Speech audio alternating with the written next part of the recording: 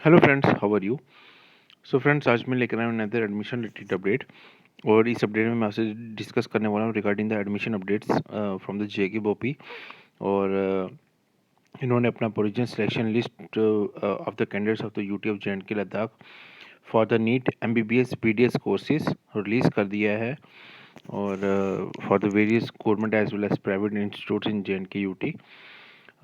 ये अभी ही रिसेंटली ये अपडेट आज का ही अपडेट है। और अभी ही रिसेंटली कोई हार्डली कुछ ही देर पहले इन्होंने अपलोड किया अपनी वेबसाइट पे। और I think I am the first person on the YouTube who is updating our subscriber regarding this information, especially for the admissions related information with respect to the JNK students. अब अगर हम इस notification के through detail में चलें तो इसमें इन्होंने ये मेंशन किया थे कि consequent upon the declaration of the NEET under graduate 2022 result by the national test agency NTA, जो ये इन्होंने नीट का जो पेपर कंडक्ट किया था 17 ऑफ आई थिंक जुलाई को। उसके बाद जो वेरियस नोटिफिकेशंस जो जेके बोप ने निकाली थी regarding the registration verification of the document and the filling up of the online preferences and the other action including notifying the sports merit candidate, भी इन्होंने एनेक्सर बी में एक निकाली थी प्रोविजन। जो एक जो उन्होंने ऑनलाइन फॉर्म फिलिंग अप किया था उसमें एनेक्सर ए एनेक्सर बी में डिवाइडेड था। और जिसमें एनेक्सर बी में उन्होंने sports merit of the candidates उन्होंने मेंशन किया था। After due application of the reservation as amended from the time to time on the base of the merit cum preferences the list of the candidates provisionally selected for the undergoing MBBS BDS courses 2022 in various government, private, medical, dental colleges of UT of JNK is hereby notified as per the annexure A. तो जो ये जो courses है MBBS BDS courses की जो preference भरी थी candidates ने as per their rank, as per their scores in the NEET examination which is conducted by the Central Organization of India, जो उन्होंने कंडक्ट किया था नेशनल टेस्ट एजेंसी ने। उसके बेसिस पे जो कैंडिडेट्स जो JNK यूटी से बिलोंग करते हैं उन्होंने जो ये ऑनलाइन रजिस्ट्रेशन किया जेके बोपी के थ्रू और क्लेम किया है जो सीट्स अपनी प्राइवेट हो या गवर्नमेंट इंस्टीट्यूट्स को उसका इन्होंने एक लिस्ट एनेक्सर ए में नोटिफाई की है। अब इसमें इन्होंने फर्दर एक इन्फॉर्मेशन और दी है कि candidate shall report to the colleges allotted to them with effect of 16 of November से लेके 19 ऑफ नवंबर के बीच में आपको कंसर्निंग कॉलेज में जाके अपनी एडमिशन करवानी है। और एडमिशन के लिए काफ़ी कम टाइम दिया है इन्होंने, 16, 17, 18, 19 4 डेज़ का टाइम है। 19 को 3 PM तक उन्होंने अपने नेसेसरी डॉक्यूमेंट्स लेके अपने कंसर्न उधर रजिस्ट्रेशन करानी है। डॉक्यूमेंट्स आपको क्या क्या लेके जाने हैं मेक श्योर कीजिएगा। ओरिजिनल और इसकी फ़ोटोकॉपी ज़रूर साथ रख लीजिएगा एक कॉपी। इसमें जैसे डेट ऑफ बर्थ सर्टिफिकेट आ गया, मार्क्स कार्ड आ गई 10+2 की, डोमिसाइल सर्टिफिकेट हो गया, कैटेगरी सर्टिफिकेट हो गया इफ़ एनी। और अगर आपने in valid income certificate to respect to poor and the backward category candidates wherever required, NEET score card हो गया 2022 का। फिर compulsory service bond by the candidates belonging to the UT of Ladakh.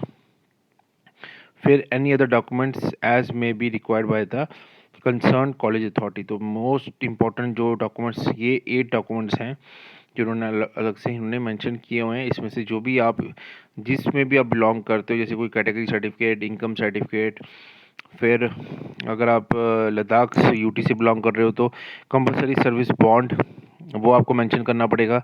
Any other document जो college को required होगा वो आपको submit करना पड़ेगा। Candidates who have been allotted government private colleges in accordance with their online preferences in order of merit shall mandatory have to join against their provisionally allotted college seats up to 19th of 19/11/2022 positively. And in case any candidate who fail to join against his or her allotment seat shall not be eligible to participate in the second round of upgradation allotment counselling under any circumstances. तो यहाँ पर ये इन्होंने चीज़ बोली है। Mandatory have to join मतलब आपको concerning college में आपको जॉइन करना है, ठीक है, तभी आप एलिजिबल हो पाओगे सेकंड राउंड में बैठने के लिए। इन केस एनी कैंडिडेट हुआ, अगर कोई ऐसा कैंडिडेट जो फेल हो जाएगा जॉइन करने के लिए अगेंस्ट हिज और हर अलॉटेड सीट, वो एलिजिबल नहीं होगा सेकंड राउंड में अपग्रेडेशन करवाने के लिए या allotment of counselling under any circumstances. तो मेक श्योर कीजिएगा अगर आपने अपग्रेडेशन भी कराना है तो जो आपको कंसर्निंग कॉलेज इस काउंसलिंग में मिला है आप अपनी एडमिशन ज़रूर करवा लीजिएगा, ठीक है, ताकि आप सेकंड राउंड में एलिजिबल हो पाओ अपग्रेडेशन के लिए। In view of the fact at the matter regarding the CTP category sub judiciary in the honourable High Court of the UT of J and K and Ladakh in case of the title, ये एक केस चल रहा है उनका against the CTP category. Title अगर ये है union of India and others and the seats in the CTP category have been kept withheld and the डिस्क्रिपेंस, इसकी जो रहेगा जो सिलेक्शन रहेगी वो जब आफ्टर कोई सिलेक्शन मतलब इसका कोई ऑनरेबल हाई कोर्ट से जो भी जजमेंट आएगी उसके अकॉर्डिंगली फिर वो इसको करेंगे, ठीक है। उसके बाद यहाँ पे इन्होंने फर्दर ये भी बोला है कि it shall be sole responsibility of the college concern to ensure the proper check and the verification of the documents before the candidate is allowed to admission strictly as per the NMC guidelines. तो इसका एक बार देख लीजिएगा। और इसमें एक last line इन्होंने दी हुई है, however the candidates of the CTP who found their position in the open merit and have offered their choices for the private institute shall be selected accordingly। ये कुछ कोर्ट केस का issue इन्होंने ये बताया, आप इस पैराग्राफ को go through कर लीजिएगा अगर आप सीटीपी कैटेगरी से बिलोंग करते हैं। मेरे को तो जितना मतलब इतना ही डिटेल में मुझे इसका पता नहीं है, आप इस पैराग्राफ को गो थ्रू कर लीजिए, जैसे आपको ठीक लगता है इसके आप अप्रोच कर सकते हैं जेके बोपी को भी रिगार्डिंग दिस सीटीपी कैटेगरी कि क्या इशू है। डिटेल उन्होंने यहाँ पर इसमें बताई नहीं हुई है और ये क्या बता रहे हैं हम एज पर द पिटीशन, जो भी कोई इशू चल रहा है सीटीपी वालों को क्या फॉलो अप करना है वो आप एक बार थोड़ा ज़रूर जेके बोपी से एक बार कंसल्ट ज़रूर कर लीजिए अगर आप सीटीपी कैटेगरी से बिलोंग करते हैं, और आप इस पैराग्राफ को गो थ्रू कर लीजिए। उसके बाद ये भी लिखा है कि after the last date of joining of the unfilled seats if any shall be communicated to the board of the college concern including those who unfilled seats under the Hindu minority quota and NRI quota in ESCOM's IDS which shall be filled up in second round of counseling for which the date shall be notified separately। अब क्या होगा, जो concerning colleges में जिन्होंने report करने के लिए बोला है, अगर वहाँ पे जो सीट्स वेकेंट रह जाएंगी फिर कंसर्न चाहे प्राइवेट हो या गवर्नमेंट हो, वो फिर अगेन बोपी को बताएंगे कि इतनी सीट्स वेकेंट रह गई हैं और फिर वो सीट्स जो होंगी वो सेकेंड राउंड ऑफ काउंसलिंग में फिलअप की जाएंगी, ठीक है। तो heads of the college institute shall furnish the shortfall if any by 19/11/2022 up to 5 p.m.